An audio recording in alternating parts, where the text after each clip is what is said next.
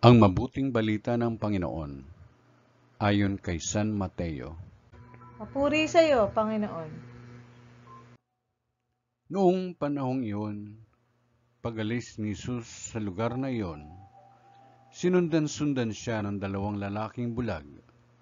Sumisigaw sila na ang wika, "Anak ni David, mahabag kayo sa amin." Pagpasok ni Jesus sa bahay, lumapit sa kanya ang mga bulag. Tinanong sila ni Jesus, "Naniniwala ba kayo na magagawa ko ito?" "Opo, Panginoon," sagot nila.